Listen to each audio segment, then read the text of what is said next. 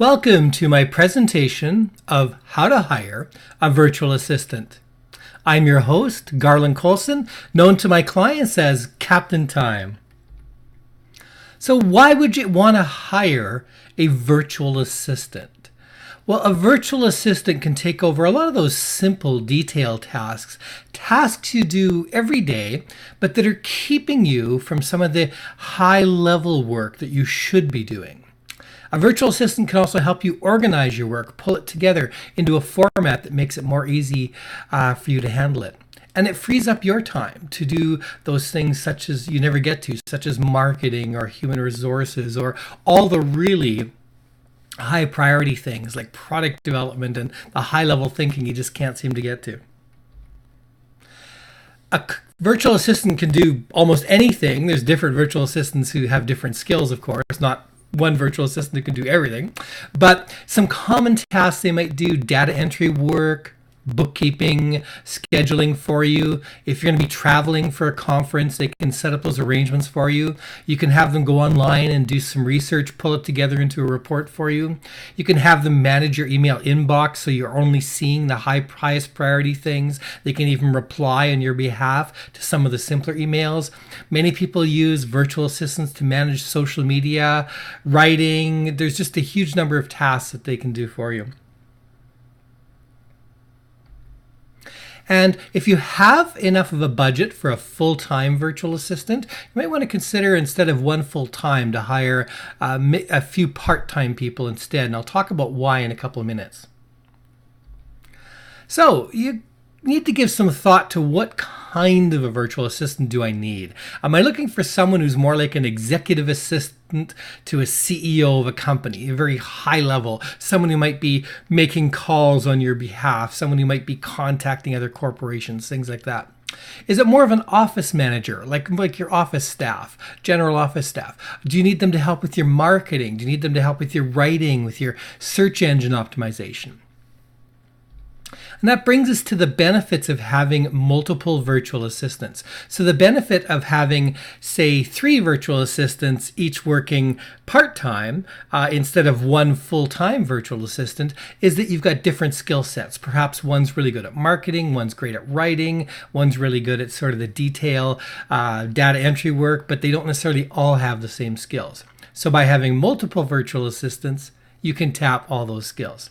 It also gives you an emergency backup. If you've got a virtual assistant who's really good, but all of a sudden they become ill, can't work, something happens, then you're really stuck because you've been relying on that person for your whole business. If you had 2 virtual assistants or 3 virtual assistants, then your other 2 can step in and they can take over some of the load. Where do you find tasks for your virtual assistant? Well, yes, you can take all those little sticky notes off your computer and assign those to your virtual assistant. But the real trick is, before you do each task every day, is to say to yourself, could someone else do this?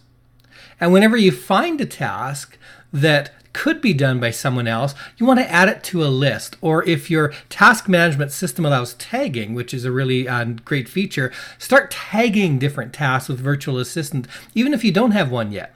That way, when you get a virtual assistant, you've already got a list prepared of ones they can work on. And especially keep an eye open for some good test tasks for your new VAs, the ones you might want to start them on to test and see how well they're working. Virtual assistants are all around the world. So you can hire local virtual assistants or you can hire them from overseas. So there's some trade-offs with each of these. Local virtual assistants, if you're in North America, tend to be higher rates because their costs of living are North American costs of living. Overseas, the US dollar goes further, so rates tend to be lower. So people in India and the Philippines, etc., tend to work for lower rates than people within North America.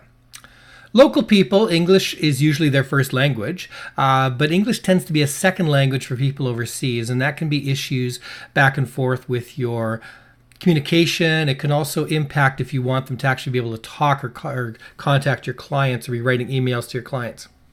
A local virtual assistant is available to talk to you or make calls during local hours, whereas VAs in other countries are in different time zones.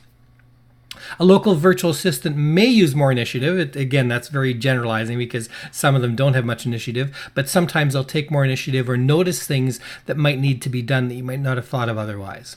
Some of the overseas people, I've heard complaints that they tend to do just exactly what they're told and then that's it. They stop. That's a benefit because they're not running up your budget, but it can be frustrating if you want them to see the other things and you want them to ask questions and say, oh, would you also like me to do this?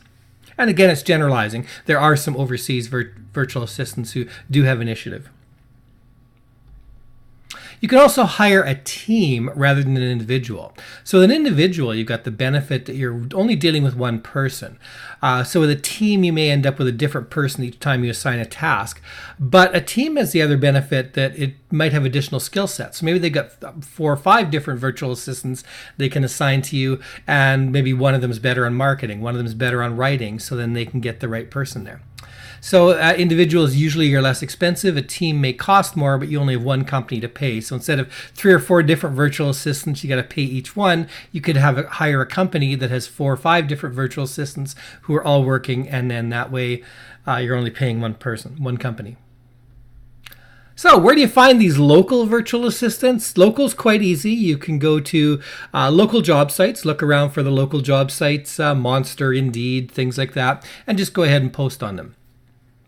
Craigslist is another one where you can list for virtual assistants, and go to local networking groups. There's usually some people who have a virtual assistant service. So go to your local Chamber of Commerce groups, your local business networking groups, and look for virtual assistants. Overseas VAs, there's a number of places you can find them. And I actually find when I post on Craigslist, I usually get some overseas VAs applying as well, even though I'm just looking in my local city. So you'll probably get some that way anyway. There's a website called Fiverr.com. Yes, I know it's misspelled. It really is two R's on the end of Fiverr, where you can get a lot of tasks done. These are really good for one-off tasks. The problem with Fiverr is they don't let you talk to people by phone or by Skype, so you just have to go through their messaging system. So it can be frustrating if you want to actually brainstorm with somebody or something like that. But they're good for many one-off tasks. Reddit has a forum for hire where you can post when you're looking for people. I found it's very responsive. Lots of people apply for those. Upwork, I used to use Upwork a lot, both as a freelancer myself and to hire freelancers. Their fees have gotten really high lately, so I don't know. People for hire, I've had some success with, so you can try there as well. I do not recommend freelancer.com because many freelancers working there have complained that they've had difficulty getting their pay out of Freelancer, that Freelancer freezes their accounts for no reason or won't send them the money. There's also some task sites like MyTasker and Fancy Hands and etc. That allow you to pay a monthly fee, and then you can do certain tasks. And I've given the equivalent rates here. So MyTasker works out to roughly $12 an hour. Fancy Hands ends up working out to about $18 an hour. So these are places where you go in and you actually assign the task within their system, and then they arrange for it to be done for you. So it can be a way, if you don't want to go out interviewing people, hiring people, you can use these sites to just get the tasks done. When you're hiring people, don't look just at the hourly rates. A $3 an hour virtual assistant who bills you 20 hours to do a task costs you $60.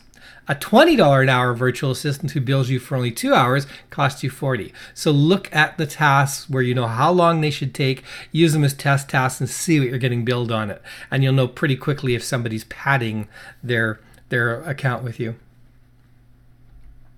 It's very, very important to test your new virtual assistants. I actually hire about 3 virtual assistants at a time, and then what I do is I give them each a similar task. So in one case, I had someone looking for prospects for one of my clients in Australia. I had one looking in Europe, one looking in the US, and then I compared the output, not just the quantity, but the quality. You know, were these really the right people? I only hired them for 2 hours each, and then I had them give me their results in a spreadsheet, and it was pretty obvious which ones were best. So do this yourself. Make sure you've got some tests you can do where you know how long the tasks take, and assign it out to them. When you're communicating with your virtual assistant, it's key that you give clear instructions, very clear written instructions to them, so that there's no mistake, so they know what they're doing. And if you've got a 10-hour project for them, ask them to work for 1 hour or maybe 2 hours and then send you the work they've got so far. Check in, because if they're off track, you don't want them to spend the whole 10 hours off track. You also can use video and screenshots when you delegate, and I find this works really well, especially if I'm trying to show a freelancer a problem on a website. Instead of saying, go to the menu, go to the About menu, then go down three levels to this page, then on this page go to the 12th paragraph and change this. Well, it's much simpler to just send them a screenshot of that area or to do a video with a voiceover. And it really helps if you have a good task management system in place. If you don't have one already, Trello is a really good one to start, Trello.com. It's free and it will give you a good start, but you need a way to know who have I assigned things to, what's the due date, and what's the status. When a virtual assistant doesn't work out, stop sending them tasks and reassign the tasks to the others you've tested. So fire them quickly, end their contract so they can't bill any more hours. It's got to do this right away. Otherwise, you end up with getting more and more billed hours, just poor work coming out of them, and you got to dump them quickly. It's much easier to dump a contractor than it is somebody you've hired who's actually working in your office. So it doesn't have the same level of emotional impact as having to tell someone they're fired. Change any password accesses. This is key. If you've given them access to your website, your email marketing program, your email, anything you've given them access to, change those password accesses immediately. I've had cases where a client has come back to me after 3 years. I haven't worked on their website for 3 years. They've had 3 other designers in the interim, and my old password still works, which it just should not, because they should have changed that the moment they were no longer working with me.